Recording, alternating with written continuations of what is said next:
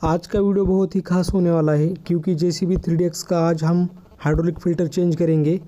2005 से लेकर अब तक सारे मॉडल में सेम ही प्रोसेस है।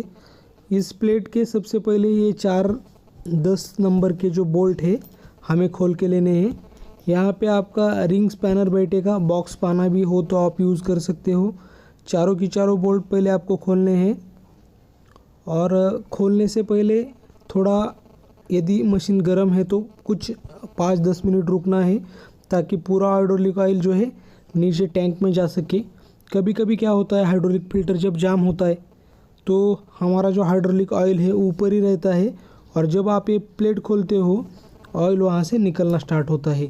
लेकिन वैसे भी हमने यहाँ पे मशीन बंद करने के बाद 15-20 मिनट रुके थे तो यहाँ से कोई चांस नहीं ऑयल आने का। इस तरह से आप पी के सामने सब कुछ हो रहा है। यहाँ पे 10 नंबर का पाना बैठेगा।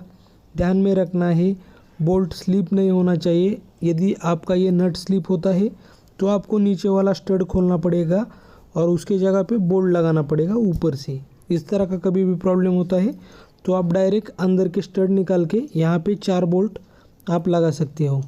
इस तरह से प्लेट निकालनी है आपको। प्लेट के साथ दोस्तों ये स्प्रिंग होती है, ये स्प्रिंग कभी भी फिट करते समय भूलना नहीं है। वो स्प्रिंग नहीं लगाते हो तो आपका हाइड्रोलिक ऑयल जो सिस्टम से आता है वो फिल्टर होके हाइड्रोलिक टैंक में नहीं जाएगा।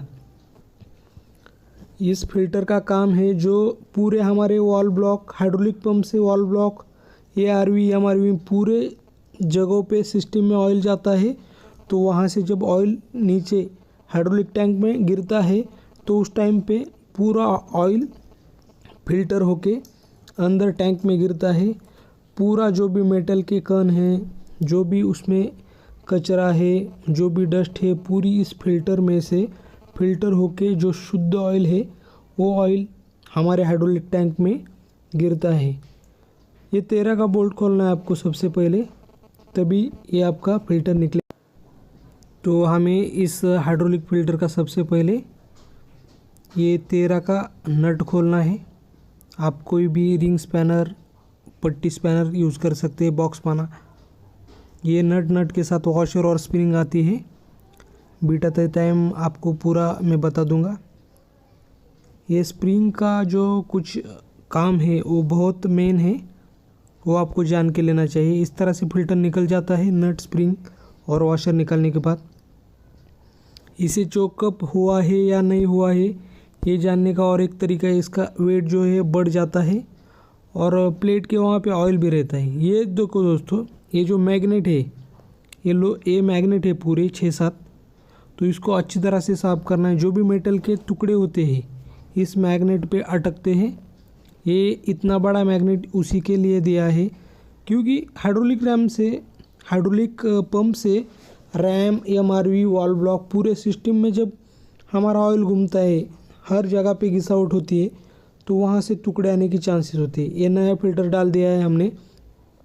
अब दोस्तों, चाहे आप एक एक्सपीरियंस वाले बंदे हो या नए बंदे हो, एक ध्यान में रखना है नीचे की तरफ मैग्नेट होता है तो ये ऊपर हाइड्रोलिक फ़िल्टर का जो होल होता है यहाँ से आने में थोड़ी सी दिक्कत होती है क्योंकि मैग्नेट की वजह से इधर उधर होता है हर टाइम। ये एक ध्यान में रखना है।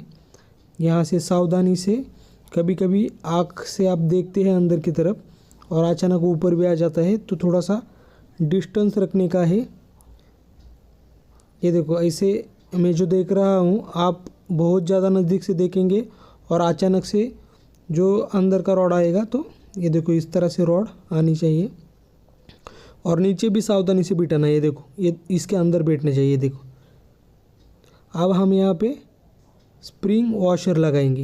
ये स्प्रिंग, ये वॉशर, यहाँ वाली स्प्रिंग छोटी होती है, वॉशर के ऊपर ये नट लगाना है आपको।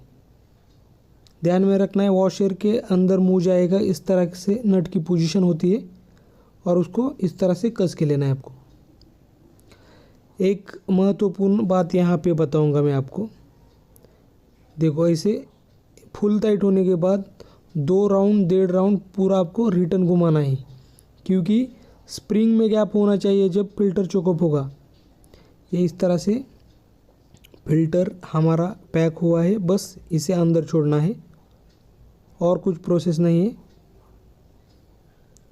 अच्छी तरह से पोंछ के लेना है बिठाने से पहले।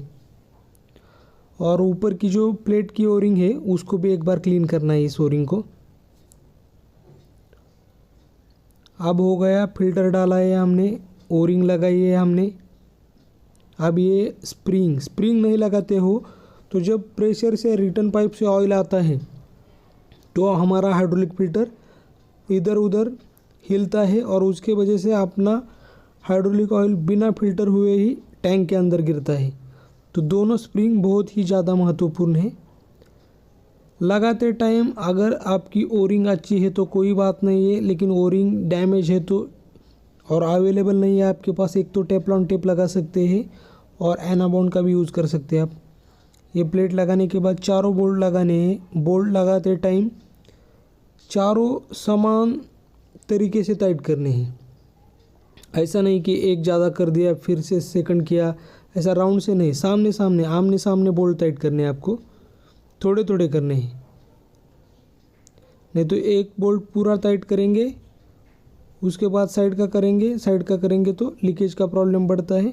इसके लिए सामने करना है। देखो पहले मैंने कौन सा किया, उसके बाद कौन सा किया, ये छोटी छोटी बातें होती है, आपको ध्यान में रखनी है। और बहुत ज़्यादा ज़ोर से कसना नहीं है, नहीं तो बोल्ट यहाँ का स्लिप हो जाता है। ये पहले से ही मशीन में प्रॉब्लम है, बोल्ट यहाँ के बहुत जल्दी स्लिप मारते हैं। लेकिन कभी कभी एक बोल्ट स्लिप हुआ और 3 बोल्ट अच्छे हैं तब भी लीकेज नहीं होता, ये भी बात अच्छी है इस मशीन में। ये देख सकते हैं लगभग बोल्ट टाइट हो चुके हैं। इस तरह से आपको पता चलेगा बोल्ट जब टाइट होते हैं तो। हमारा तो डेली का काम है, इसके लिए जल्दी ध्यान में आता है, लेकिन आपको ज़्यादा ज़ोर से भी कसना नहीं है बोल्ट को। और इसी तरह से हमारे JCB 3DX का हाइड्रोलिक फ़िल्टर आपके सामने फिट करके हो चुका है। पुराना हमने निकाल के फेंक दिया है। एक बार मशीन चालू करके देखेंगे कहीं लीकेज तो नहीं। मशीन चालू हो चुका है।